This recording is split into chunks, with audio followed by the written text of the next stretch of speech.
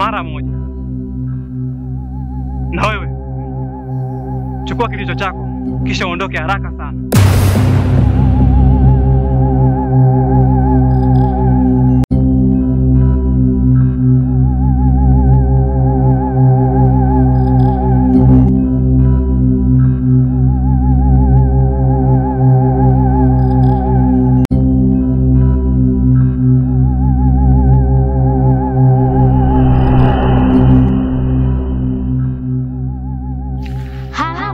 Inabidi nikuaishe nyumbani haraka iwezekanavyo. Maana baba yako ametoka kwa mganga, nia na mazumuni ni kuchukua dawa ya kumtibu mama yako.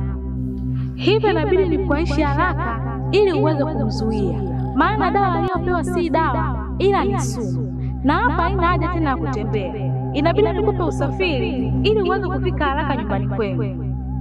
Sawa Sufuria, naomba uniwaishe nyumbani ili niweze kumwokoa mama yangu.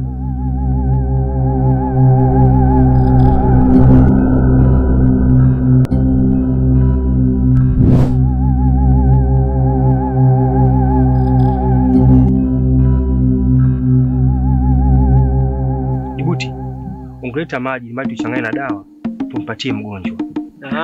Basi sawa boss.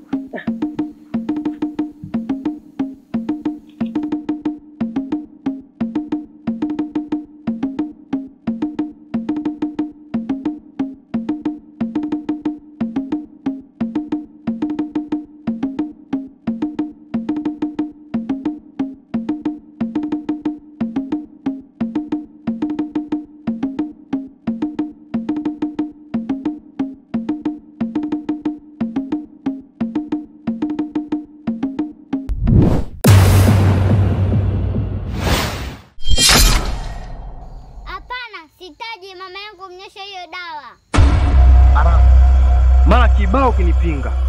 Alafu kumbuka nimetoka mbali sana kuitoa hii dawa. Yote ambayo nimponyeshe mamako. Au wewe unapenda mamako anapitia katika hali kama hii? Muda wote amekuwa mtu kulala tu.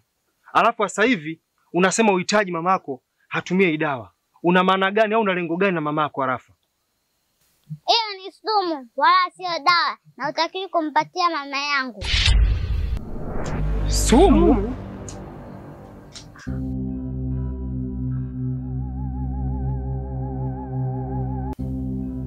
Zulfa, vipi huko utokako?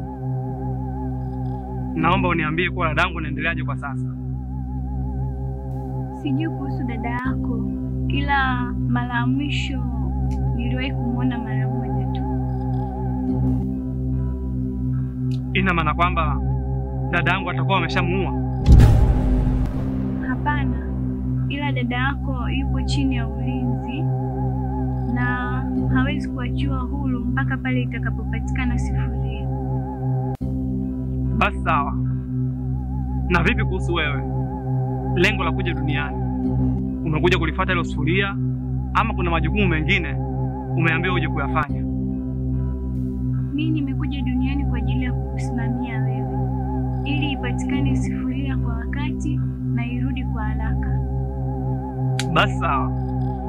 Hakuna shida. Kama dadangu atakuwa yuko hai, basi hamna tatizo. Ila nikija kujua kuwa kuna kiumbe yote amejaribu kuingilia maisha ya dadangu au amejaribu kumtoa uhai wake, basi nitahakikisha nakula naye sahani moja. Yaani ubaya kati ya mimi na yeye. Sitajali tena heshima. Nitakachojali kwa muda huo ni kulipiza kisasi tu kwa yote atakayejaribu kuingilia maisha ya dadangu. Nami nitamuua.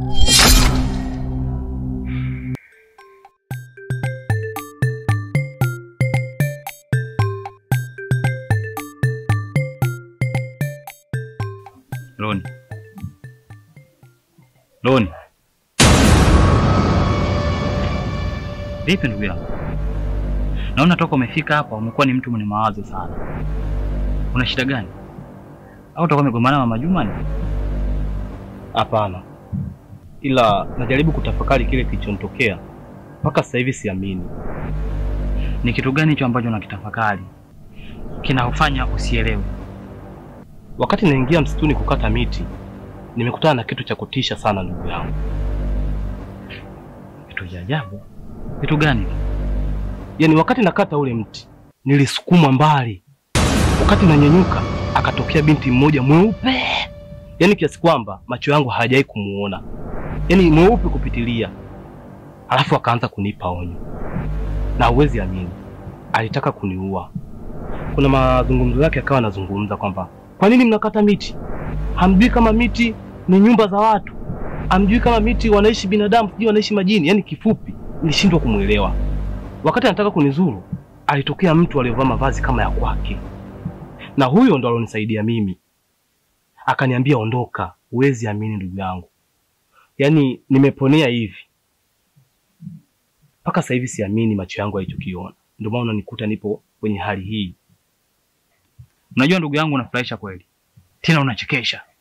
Hicho kitu ninachonihadisia mimi, hata ungemwambia mtu yoyote wa aina yoyote, asingeweza kukuelewa. Mara vitu vimepotea, mara yaani unanichanganya, yaani unaniweka vitu ambavyo sikuelewi. Hata mimi wakati linanitokea ile tukio, nilikuwa siamini kama vile ambavyo huamini wewe. Yaani niliamini ni ndoto. Kwa sababu kikawaida hapa kijijini tangu nimekuwa sijawahi kutana na tukio la kutisha kama niloliona leo. Na uwezi amini, yaani hapa sitanii, nimeponea chupu chupu ndugu yangu. Usingeniona tena kwenye huu ulimwengu.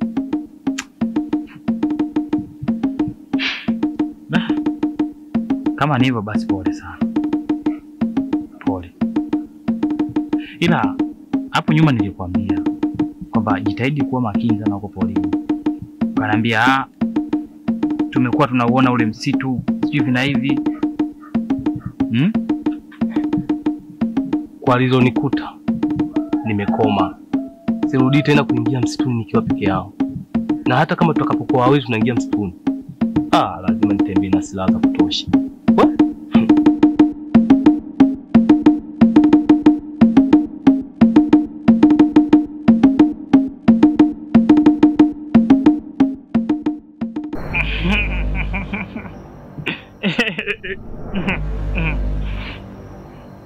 Maana muda ndo umefika sasa wa kuangalia kilichojiri, kama dada yangu imefanya kazi au la, kama kaka kamua mke wake kwa mikono yake au vipi.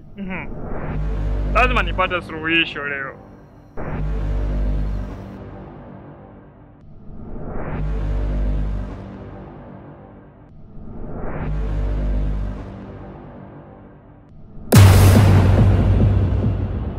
Hivi huyu alafu anatafuta nini mimi?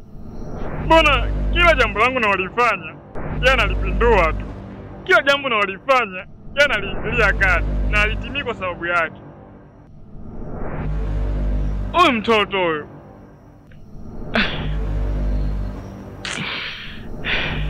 Naona amekuwa pingamizi sana na sijui hizo nguvu kazipatia wapi. Maana ananifuatilia sana kwenye maisha yangu.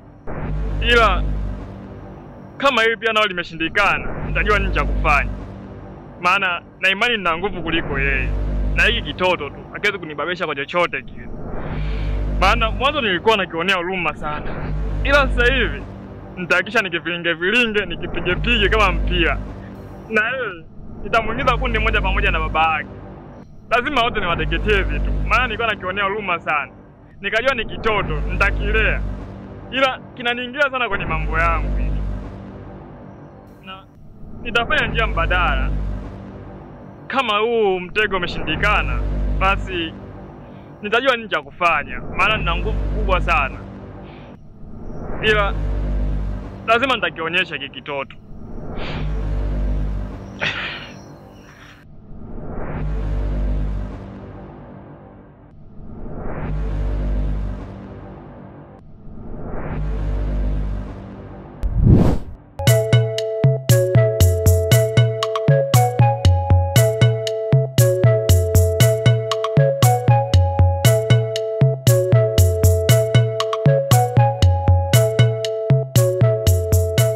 Wewe, hiyo nini? Hii dawa nahitaji kumponyesha mama. Hivi Arafa, hivi uko serious kabisa? Dawa gani? Hiyo si mijani umechanganya na maji. Hivi Arafa, wewe unamtakia nini mamako? Watakomuue huyo? Unaita masiara tu. Unapomwona hapo unafikia melala huyo. Huyu anaumwa pia anateseka. anahitajika apate dawa ili apone arudi katika hali yake ya mwanzo. Sasa wewe unakuwa unaita masiara. Usijali baba, subiri uone.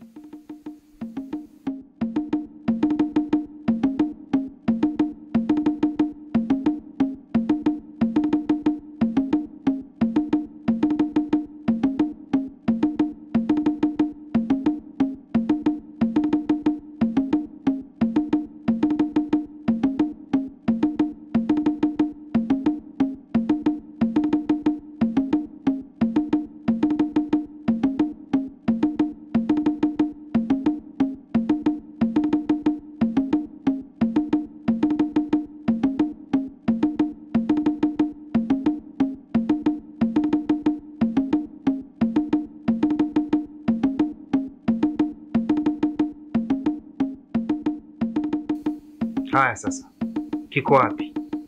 Mbona azinduki? Unajua Arafa, unaita masiara mwanangu.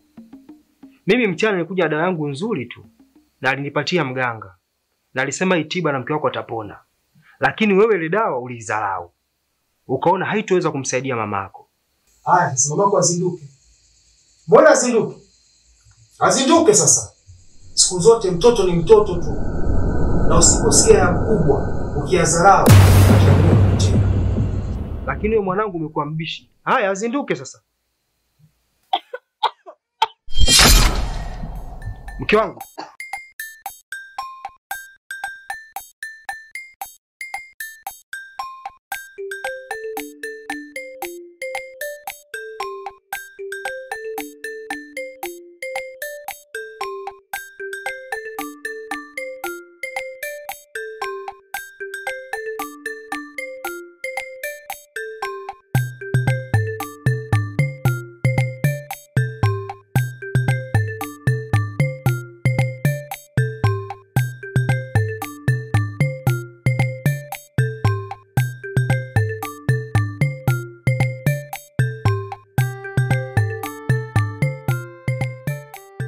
Mume wangu. Vipi, unawaza nini? Hamna mke wangu. Nimetulia tu. Sawa. Nilikuwa nataka nikuage mara moja, naomba niende kule kwa Marafa nikamwangalie. Maana siku ile nimeenda kule hayupo na nilisikia naumwa, kwa hiyo naomba niende. Ni jambo zuri tu hilo mke wangu. Kama umelikumbuka hilo, wewe nenda tu. Maana ndo ndugu zetu wale. Sawa, lakini inapendeza kama tungeenda wote. Hamna mke wangu. Wewe nenda tu. Mimi nikipata muda nitaenda. Maana sasa hivi kuna jambo naenda kulifuatilia na naenda kulihakikisha kama limetimia au haijatimia. Kwa hiyo wewe tangulia tu mke wangu. Lakini mume wangu, unajua wale ndugu zako kabisa. Yule kaka yako, baba mmoja, mama mmoja. Twende mume wangu. Naona watafuta ugomvi sasa. Sasa kipi ambacho hujanielewa hapo? Au ushazoea zile pukushani za kupigana za kusemana ndio kwako burudani mwenyewe, si ndio hivyo? Nimekwambia nenda. Umeomba ruhusa nimekuruhusu. Kwani toka lini tulianza tabia kuongozana mimi na wewe tu kumkuku kushikana mkono kule mali twende. Wewe nenda tu mke wangu. Maana naisi hujazoea amani wewe. Au unataka nikitoe hicho kiume hicho kwa tumboni hivi? Nikipige nikifuruge kitoke. Kwanza kunilaumu sasa hivi. Basi. Ngoja tu ni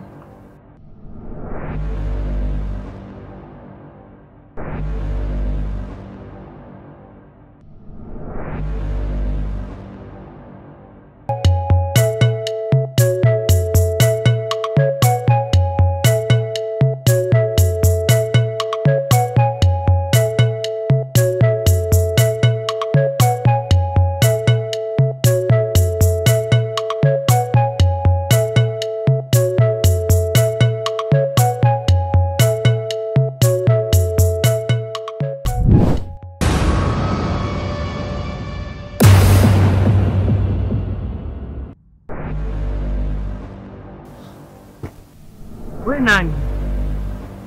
Na umefikaje hapa? Maana kipindi nakuja sijaona mtu. Nafunga mlango. Pia hata hatua za miguu ghafla nakuona. Shida ni nini? Kaka, samahani kama nitakuwa nimekustua, lakini mimi hapa kijijini ni mgeni, ila nimeelekezwa kwa sababu nilikuwa nina shida na eneo.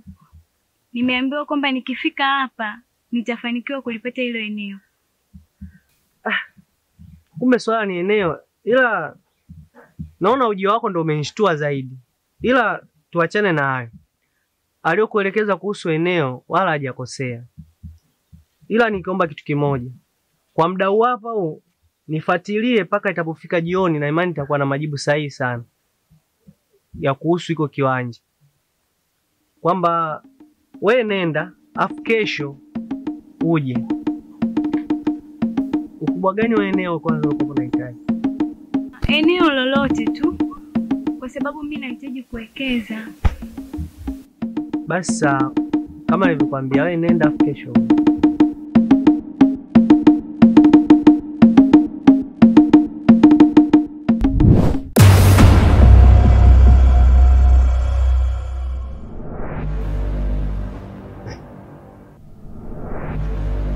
Dada mbona kama simuelewi? Ujio wake wa kutatanisha, hata alivyoondoka kutatanisha.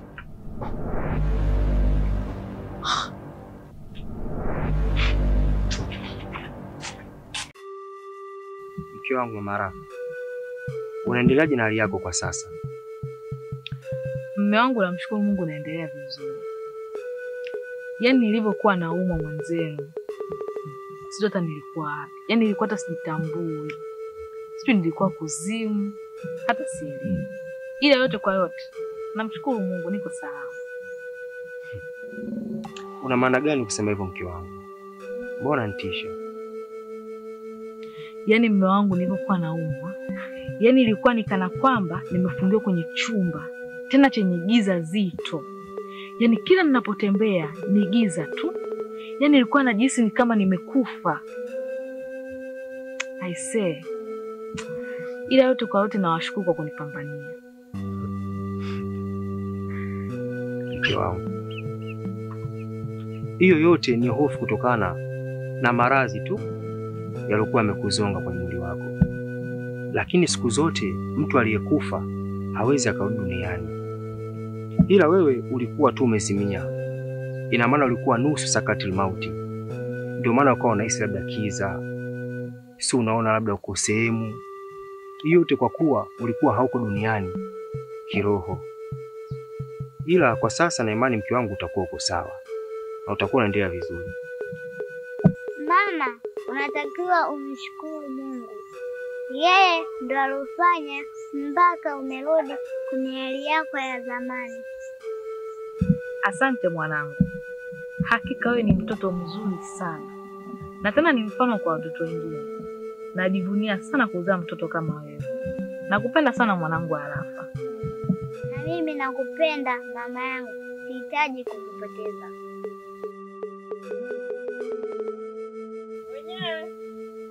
Karibu. Asante.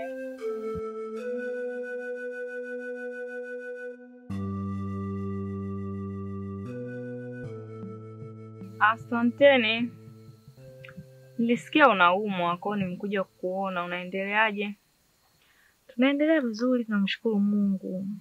Nilikuja hapa, nikapiga hodi, nikaona hampo, nikasema nitarudi tena kwa wakati mwingine. Lakini kama mnaendelea vizuri, hamna shida, ni jambo la kumshukuru Mwenyezi Mungu. Asante mwaya, nimepona, namshukuru Mungu, naendelea vizuri kama unavyoniona.